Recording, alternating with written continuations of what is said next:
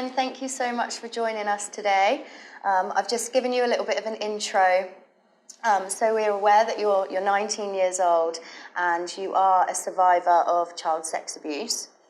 Other than that, can you give us a little bit more information about you and maybe what you do, where you live, things like that?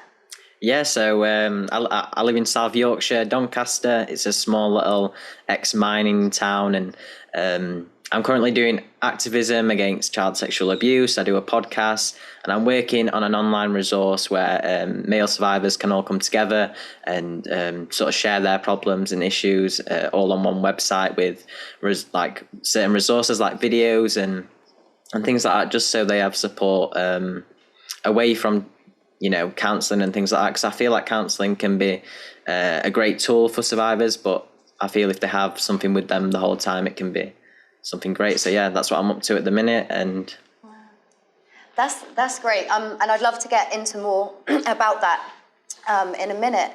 But let's talk about your experiences personally. Now, let's start before the abuse happened. If you could tell us a little bit about your childhood, how it was, your family life.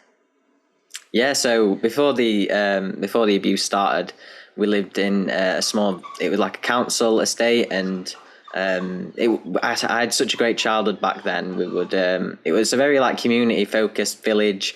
We'd all meet up, all the different kids from the different houses, and we'd all meet up on this little field. We'd build dens and stuff. We didn't have a lot of money, but we had so much fun, and the memories from that period of time were great. And yeah, I really loved that time in my childhood. But we started going to a church. It was sort of, when you have to, I think we started going for someone's christening or something like that. My mum just kept going. And that was me, my mum and my sister. That's who we lived with. My biological dad, he cheated on my mum with another woman, but my mum actually became friends with the woman that he cheated on her with, and we ended up calling her Auntie Jackie, which is such it's one of them things that like in the UK where if your mum has a friend, you just end up calling him Auntie. Yeah, I've got an Auntie Bev, Auntie Paula. I've got like a list of aunties as long as my arm. It's very true. Yeah, it's very true. Yeah, so my Auntie Jackie, she was like such an amazing woman, and I actually had this huge fear of water from like as long as I can remember, and when I was a kid, I would be even scared to just go into the shower or bath. I was just terrified, and I don't really know the reason behind that. I think it's just one of them random fears you had as a kid. But my Auntie Jackie, she was the only one that I would be okay with, like in the shower and bath with, who could actually wash me properly without me screaming the house down everyone else. Like I hear stories today like of me screaming the house down when I was like 3, 4, 5 years old because I was too scared of getting my hair washed or whatever it was. Yeah, and so like I said, we started going to that church and stuff. And oh, sorry, can I just go back? Yeah, I messed it then.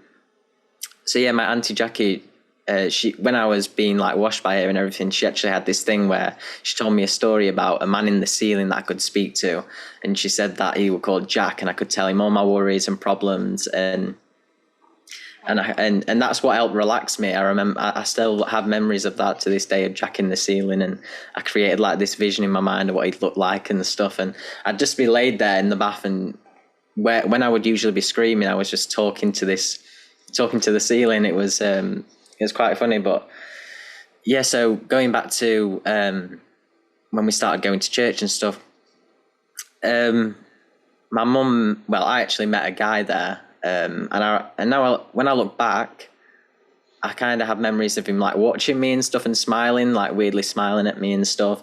And after the service, they had this little hatch where people would go and get drinks and biscuits and stuff, and like all the kids would go there. And he'd always give me like extra biscuits and stuff, and as a kid you think, whoa, this guy's so great and so nice. Special treatment. Yeah, that's it, and that's how a lot of these people work.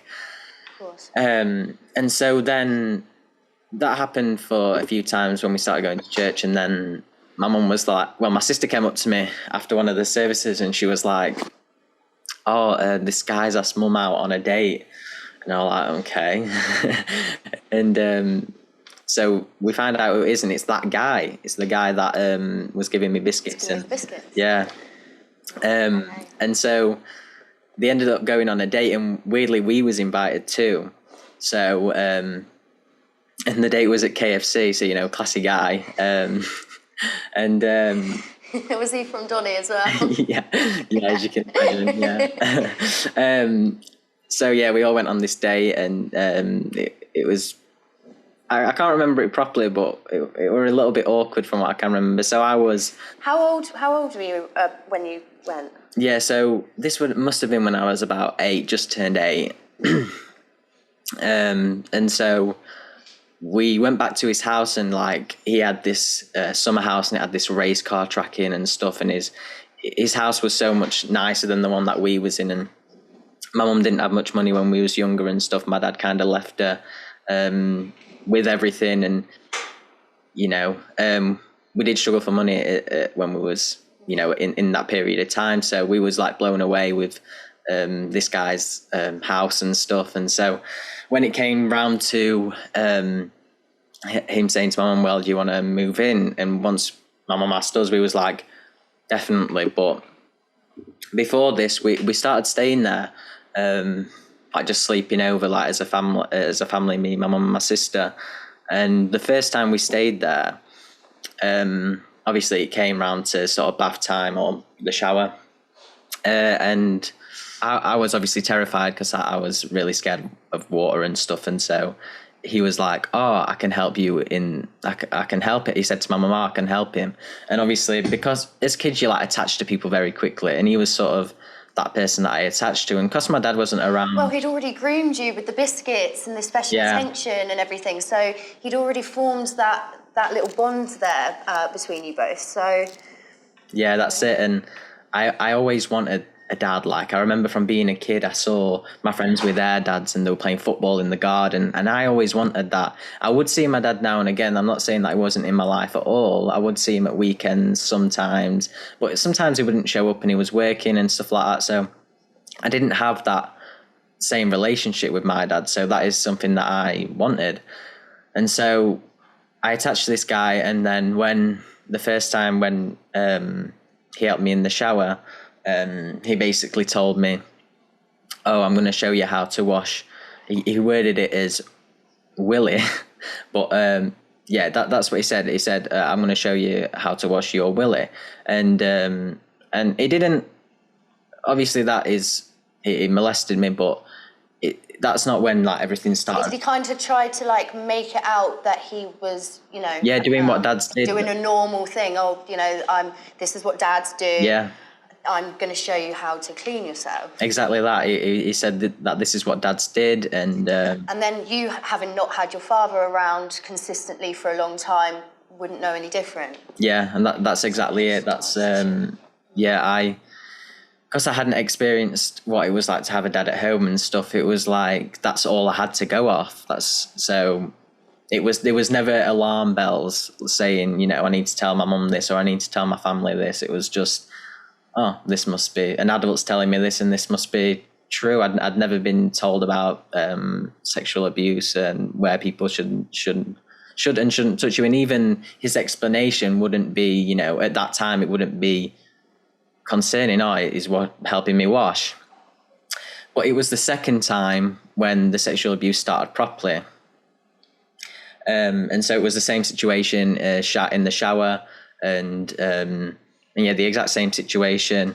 But over time, he started to add stuff on to the abuse, and it became more and more uncomfortable for me. I remember dreading it. You know, like the only way I can explain it is, you know, when you want to go on your game or you want to go out with your friends, but you've got to like wash the pots, or you've got to hoover your room, or you've got to do that thing, and you know that you're dreading that one little part, and then you know you can do what you want to do or you'll be rewarded. Yeah. That's exactly sort of how it felt at the beginning, because I didn't understand what was happening. And so... But outside of that, so apart from the dread, so you're dreading every time that you're going to come to this situation with him. But outside of that, what are your feelings towards him at this point? Do you still have those feelings of adoration towards him? Yeah, exactly that. We became closer and closer. If you were to ask any of the family friends or my family at the time, they would all say that was both very, very close and inseparable. That's how people would have described our relationship in public. So yeah, we continued to get close. In public, we continued to get closer, but behind the scenes, my, feelings towards him, started to turn a bit as I got older and I started to understand what had happened. Yeah. But like when I started to feel really uncomfortable in the shower and stuff, I remember going back to speaking to Jack in the Ceiling that my auntie Jackie told me to do. And I feel like that was such a helping thing for me. I feel like if I wouldn't have done that, I don't know if I would have made it through, because I was so distracted by that. The things that were the trauma that I would have been experiencing, I was just completely, distracted from. You're talking to Jack up in the ceiling. If you feel comfortable enough going into it, is this abuse still happening in the bathroom all the time? So it happened in the bathroom for a long time, and then it sort of ended up happening in other places. So I was abused in the garage. Sometimes I was abused in my bedroom after school quite a lot, because my mum also worked in a school. So when I got back from school, there was like an hour, 2 hours where it was just me, my abuser, and my sister in the house. So it would be after school. A window of opportunity. Yeah. So did the way in which he was abusing you, did that stay consistent? Was he just fondling with you? Was he getting you to return sexual acts to him? Yeah, so the majority of it was him sort of masturbating himself while molesting me. A few times he would make me touch him and stuff. However, that was a little bit later on, sort of when it started, just before it started to fade out when I was around 12. It kind of got to a point where it was like I was becoming scared. But then when I started to hit puberty and things like that, he didn't like that, and it kind of made him angry. So then the abuse faded out when I was sort of 13, 14. It didn't just stop. It would happen now and again, and then eventually the sexual abuse stopped. So for him, was that because you were becoming a young man, at that point, he was no longer interested? Yeah, that's exactly it. I could tell that his he was attracted preference, to, his preference is young. Yeah, very young children, sort of between 6 and 10 or something like that. Yeah. You. And I actually saw you post a picture recently on your Instagram, a photo of you as a little boy, and I believe it was on your 9th birthday was the picture? Yeah. So that particular situation, my family wanted to set up a little surprise party for me in the dining room, and for me to come away, my abuser took me into the shower, and so the same thing happened. I was sexually abused, and then I came downstairs with the whole family there as a surprise for my 9th birthday. But the abuse happened nearly every day, to be honest, for a long time, pretty much every day, so I couldn't even count the amount of times it happened. And at any point, did you consider speaking to your mum? It felt like I was in too deep when I came to the realization that I would need to tell someone. And also when I became 13, that's the sort of age where you feel like embarrassed and shame about it. Before that, I didn't understand that it was wrong still. So when I did understand it was wrong, I actually confronted him after the abuse had stopped. So I must have been 14. And I can't remember exactly how the conversation went, but I said to him, "Oh, I know what you was doing to me when I was a kid in the shower. I know what it was. I know that it's abuse." and then this is where like physical and sort of mental side started. So that particular time, he like hit me in the stomach and then strangled me. And I thought, like, you know when people say your life flashes before your eyes, I started seeing like flashing dots and stuff in my eyes, and I thought like that's what it meant. I thought I was gonna die. And then this, like, the physical abuse then continued until I was 16.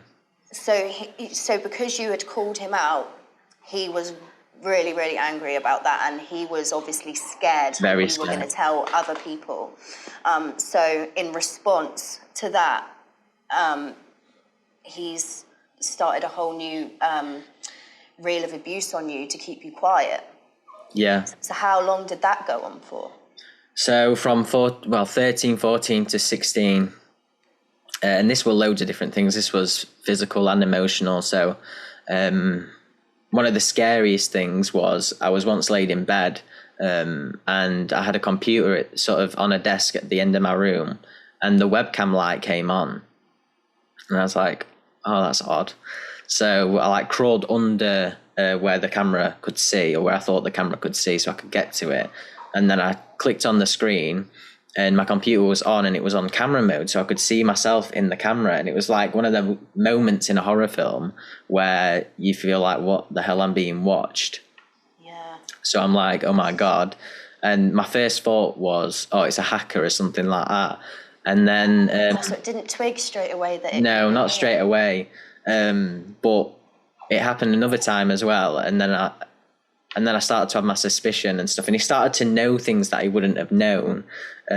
Like, I had to be asleep at like 9 o'clock, and like, you know, as kids, they sneak on the phone and stuff. He'd know, like, he'd just know that I'd been on my phone and stuff like that. So I started to get suspicious, and one day it happened again.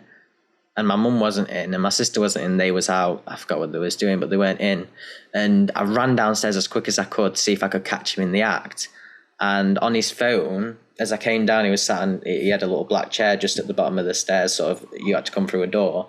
As I came to where the chair was, I could see on his phone my computer screen. So that's when I knew that it was him. Wow. And then I also discovered there was a little, like, a tiny little hole. I didn't even know cameras were this small, but there was a tiny little hole in my bedroom. And sometimes I'd see like a little red light or something there. And I kind of thought that was a camera. So when I had to help him clean out the loft or something once, or fix the CCTV, I think it was, and I noticed a little wire connecting to the same box that records the CCTV outside. So I followed the wire, and it led to the sort of corner of my room, and I could see a little camera there. So he'd also been recording me from that constantly. Wow. So at what point then was it that your mum became aware? So as I was leading up to sort of the age of 15, 16, I became like really suicidal, and so suicidal that on my way to school, I'd count down the seconds to like jumping in front of cars. So I'd be like 3, 2, 1, and then I'd always back out. But every single day I thought about killing myself. And, you know, this built up until the day where I was like, okay, I'm going to do it today. And at the time I was working at McDonald's, and I had a shift later on in the day. So I was going to get in the shower and everything like that. But the night before, I'd written suicide letters. So this was November the 2nd, 2017. And I'd wrote suicide letters the night before, left them on my desk when I went into the bathroom, and I'd broken up 2 razors, and I'd taped 2 razors together. So it was a kind of thick razor blade, and I was going to sort of cut into my wrist as deep as I could. And then turn on the shower and sit in the shower until I bled out. But just as I had put the blade into sort of the top of my wrist, I got a call from my girlfriend at the time. Well, she's still my girlfriend, but my girlfriend, and she was like, my abuser knew about him, but wasn't very like fond of the idea of me having a girlfriend and stuff. So I always said to her, never call me first, never text me first, because it'll make him angry. But this time she called me first. It's the first time she's ever called me first. And she said to me, I know something's wrong. I had been saying like weird stuff to her just because I thought that was going to be my last day on earth.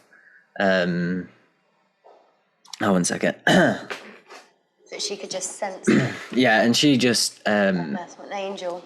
Yeah, that was... Yeah, and so she was like, I know something's wrong, and then everything just came out. It was weird. Everything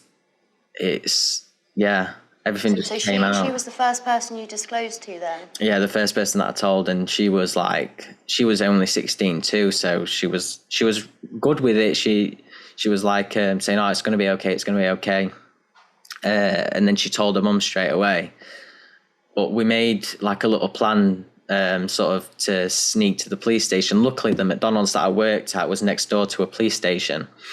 So what happened was I left the bathroom, packed loads of stuff in my work bag.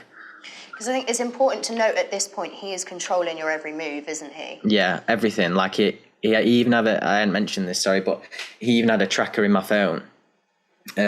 So, everything I did, he knew what I was doing. So I had to sort of find a way to get out that was, external from my family, external from my friends. And this was kind of the only way. So he had to drop me off at work as well to make sure that I wasn't going anywhere.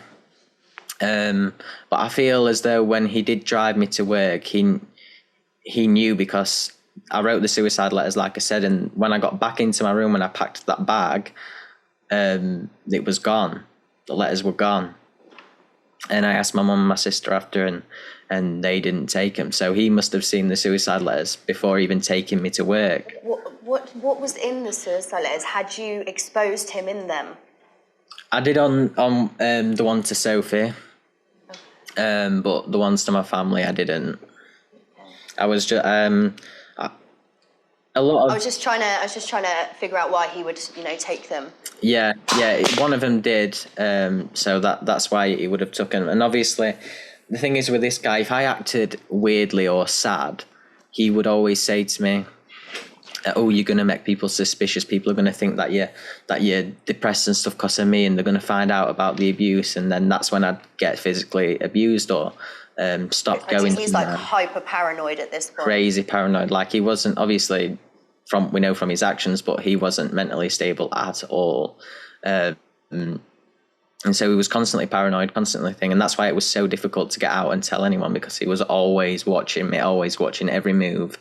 And so, the plan that we made is I would pretend to go into work, hide in the toilets, and then when he'd gone, I'd go into the police station. But like I said, he had to take me to work. So there was this moment in the car where I could feel the tension, and I thought, he's not going to take me. He's going to take me somewhere and kill me. That's what I thought. So it was a really intense moment.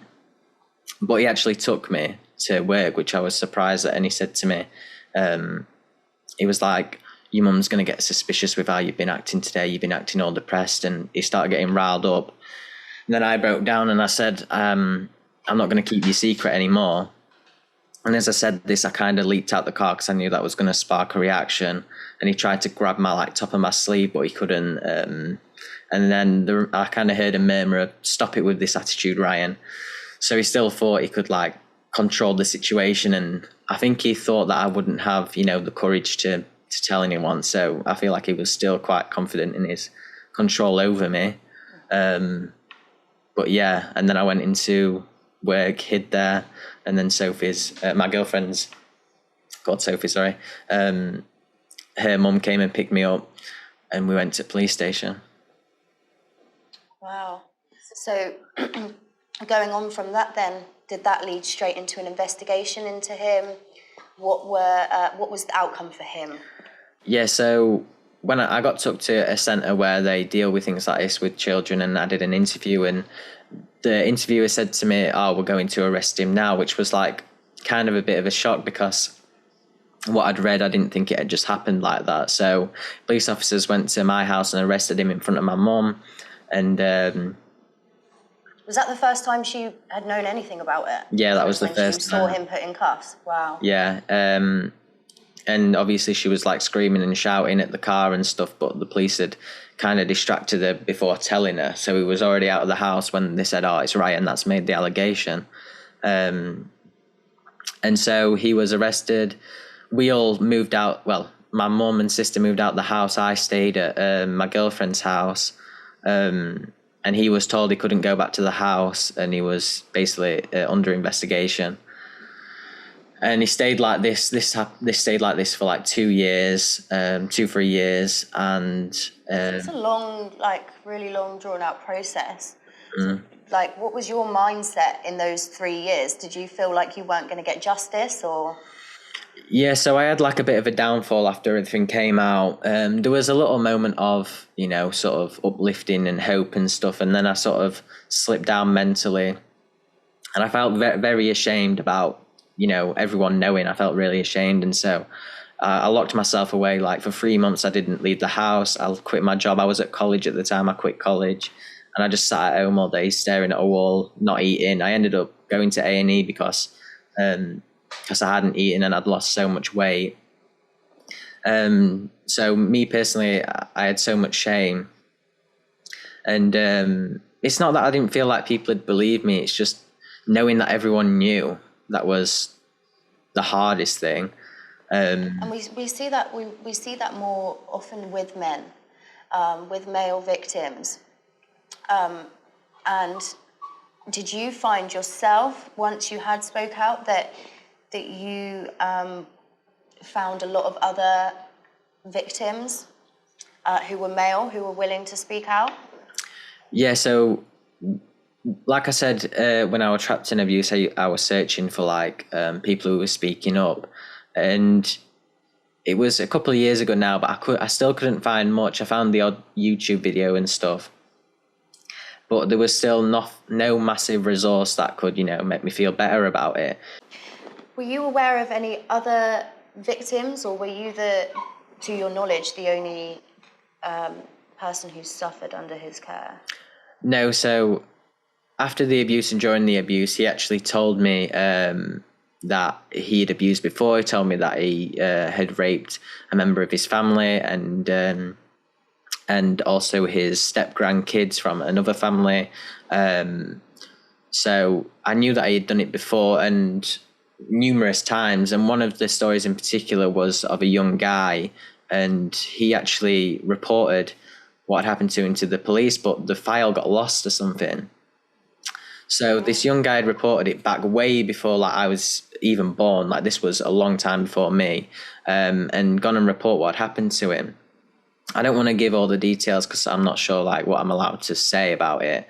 But this guy ended up taking his own life, and that was the reason he wasn't charged for it. So like, Crazy.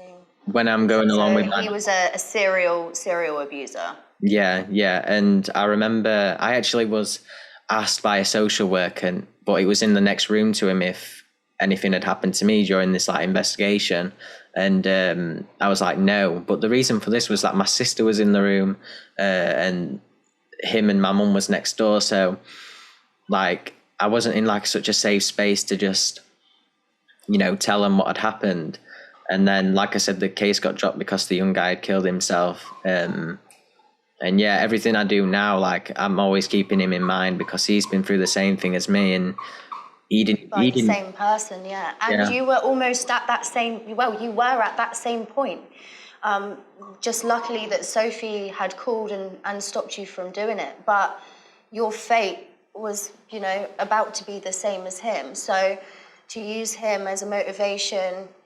That's lovely that you keep him in mind and that you're, also partly doing this for him as well. Yeah. It's really important to me because, like you said, that could have been me, and I feel very blessed that I managed to get out of that without, the same outcome. And so, yeah, I always keep him in mind.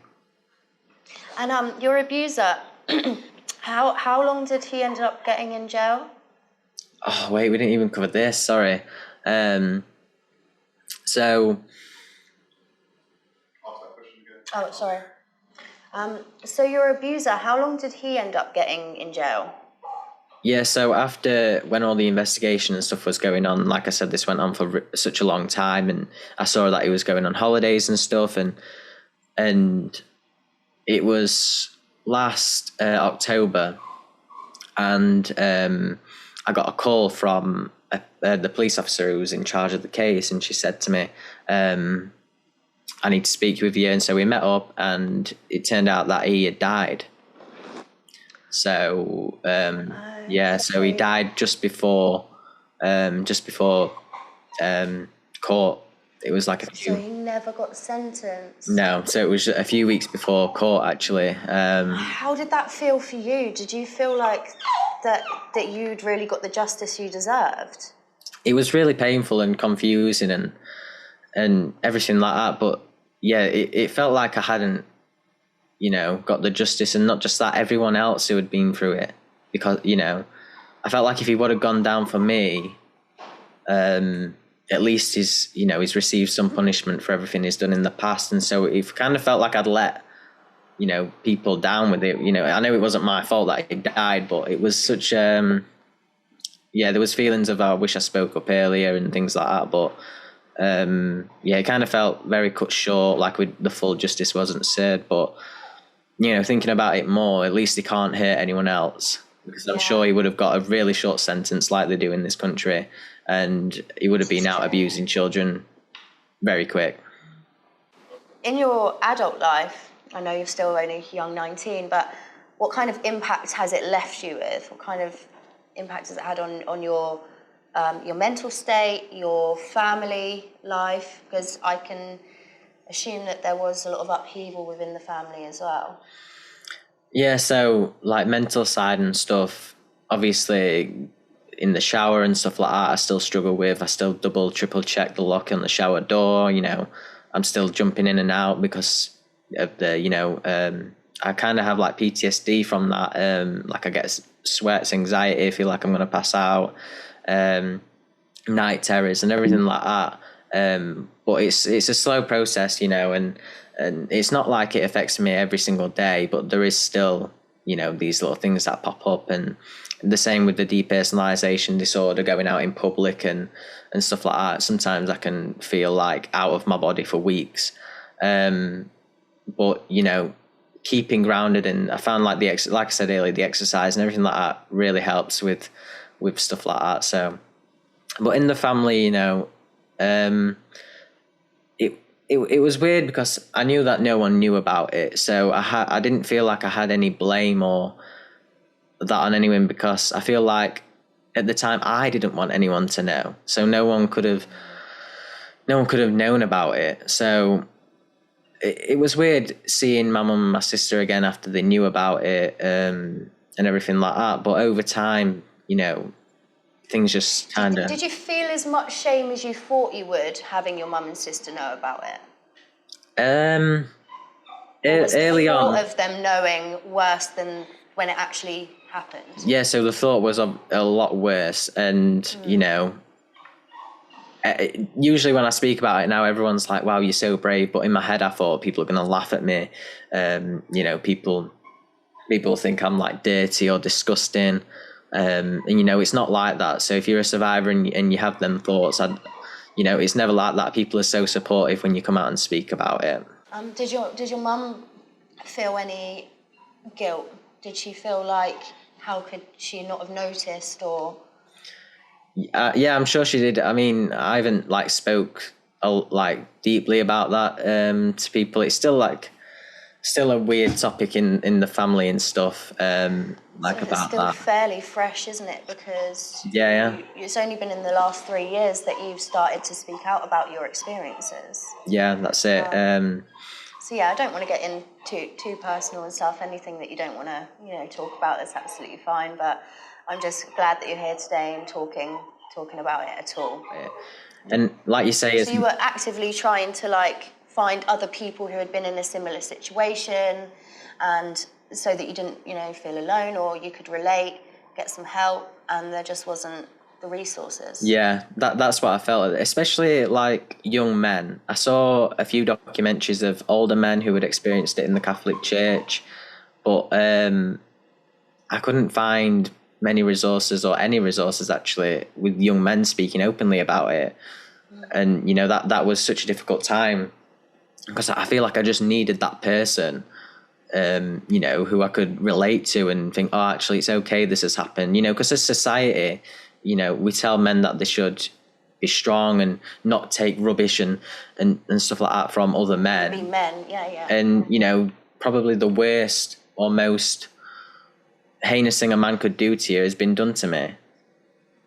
And so it's like you feel as a man like a bit of an outcast, because that's the complete opposite of what societal constructs say.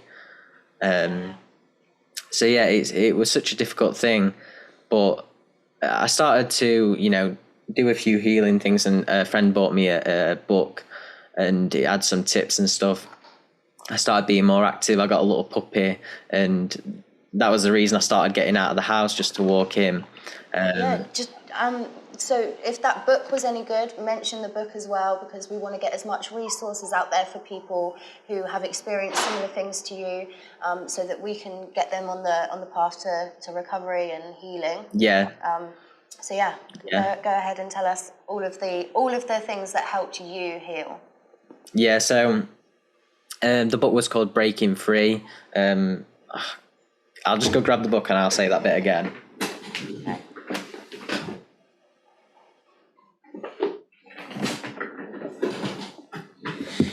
Okay.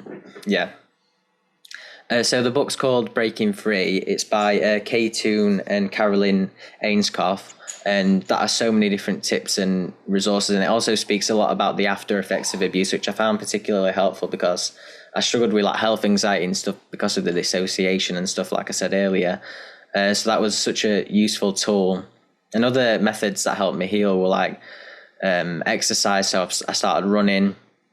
I find that such a great method. And also I started a martial art. It's called jiu-jitsu, and it's like physical contact, like wrestling. And I had such trouble with physical contact with men after I got out of the abuse, and even in sort of my teenage years, like rugby and stuff. I really hated doing rugby because it was that physical contact with another male, and it caused flashbacks and things like that. So I started jiu-jitsu mainly to sort of put myself in an uncomfortable situation to help me get used to that. And that was massive for me. And I still train today just to, just because it kind of feels empowering and things. So I feel like if people are, avoiding certain situations or avoiding certain things because it's a trigger, I feel like it's so important to push yourself to break through them. And so find something, that can help combat that. Amazing. So you've not just, helped to heal yourself, you're also now helping to heal others, or you're trying to build some things to help other people. So can you walk us through what you're doing at the moment and all of the work that you've done for other survivors?